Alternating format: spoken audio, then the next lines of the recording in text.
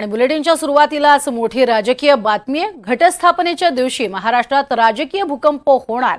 शरद पवार गटाचे प्रदेशाध्यक्ष जयंत पाटील यांनी नाशिकमध्ये हे सुतोवाच केलंय।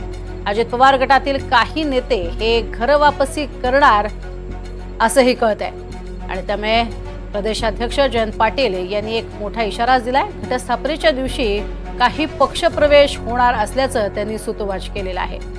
नाशिकमधल्या जागेवरनं शिंदे गटात आणि ठाकरे गटात धुसफूस आहेत। त्याचबरोबरीनं सध्या आपण मवियामधली धुसफूस सुद्धा पाहतो आहोत आणि त्यातच आता प्रदेशाध्यक्ष जयंत पाटलांनी मोठाच दावा केलाय। तुमच्याकडे येण्याची इच्छा व्यक्त केली। काल तुम्ही एवढं देखील म्हटले की एक मोठा नेता आमच्या संपर्कात आहे। नक्की कोण कोण पुन्हा संपर्कात, काय सर परिस्थिती? आता घटस्थापनेचा मुहूर्त आहे, त्यानंतर आपल्या लक्षात येईल। काय परत राजकीय भूकंप काय बघायला मिळू शकतो? नाही, असं काय, काही लोकांना काही गोष्टी भूकंपासारख्या वाटतीलच असं नाही, पण आमच्या पक्षाच्या दृष्टीने चांगले आहेत।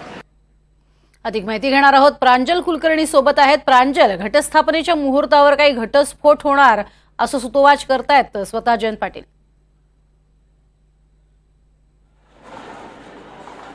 प्रज्ञा, खरं आहे, आपण जर बघितलं तर गेल्या काही दिवसांपासून अजित पवार गटाच्या नेत्यांची म्हणजे अगदी अजित पवारांपासून आपण जर बघितली तर शरद पवारांबाबत कुठेतरी सॉफ्ट भूमिका ही दिसून येते।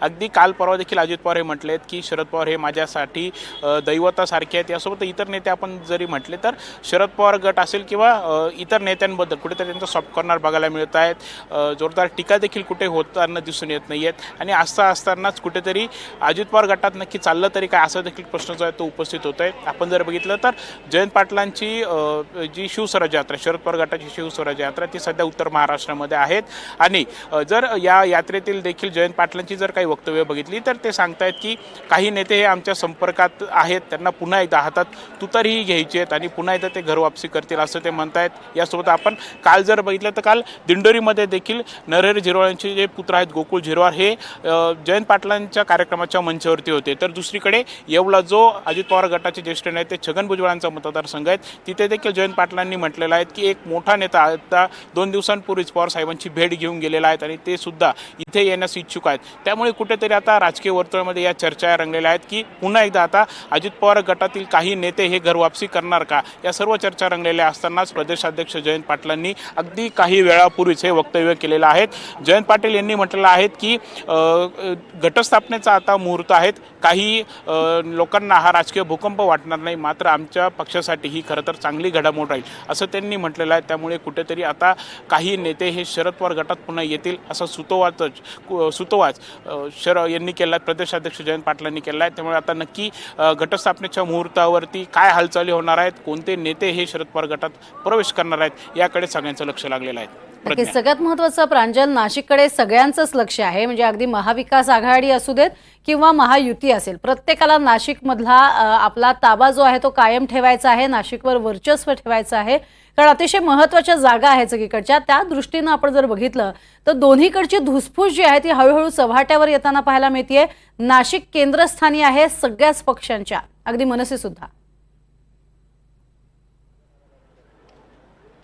प्रज्ञा, खरं म्हणजे जसं तुम्ही म्हणाला तसं आपण जर लोकसभा निवडणुकीचा विचार केला तर लोकसभा निवडणुकीमध्ये महायुतीला मोठा फटका बसलेला होता। फक्त नाशिकच नाही तर उत्तर महाराष्ट्राचा विचार केला तर उत्तर महाराष्ट्राच्या 6 जागांवरती महायुतीला पराभव हा पत्करावा लागलेला होता आणि यामध्ये कुठेतरी शरद पवार गट असेल याला अच्छे दिन आल्याचं बघायला मिळत होतं।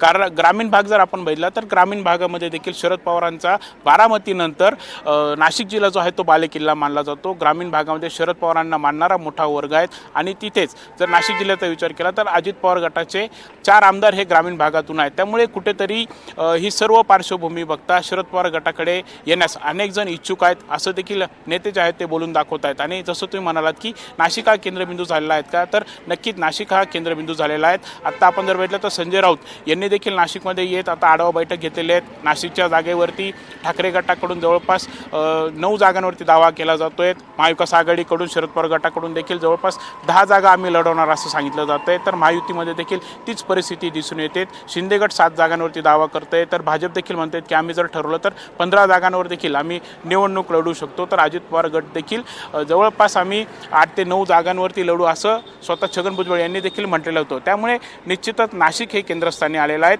आणि दुसरीकडे आपण जर बघितलं तर आज देखील अमित शहा हे नाशिकमध्ये येत आहेत. उत्तर महाराष्ट्राची ते आढावा बैठक घेत आहेत. त्यामुळे एकंदरीतच नाशिक हे सर्वांच्याच केंद्रस्थानी आलेलं आहेत.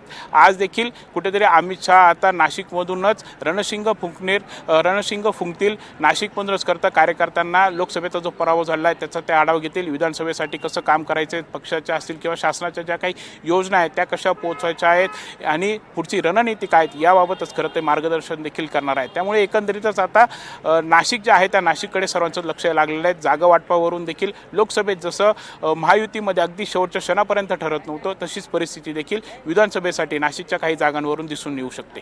प्रज्ञा. नक्कीच. तुर्तास धन्यवाद प्रांजल या सविस्तर माहितीसाठी.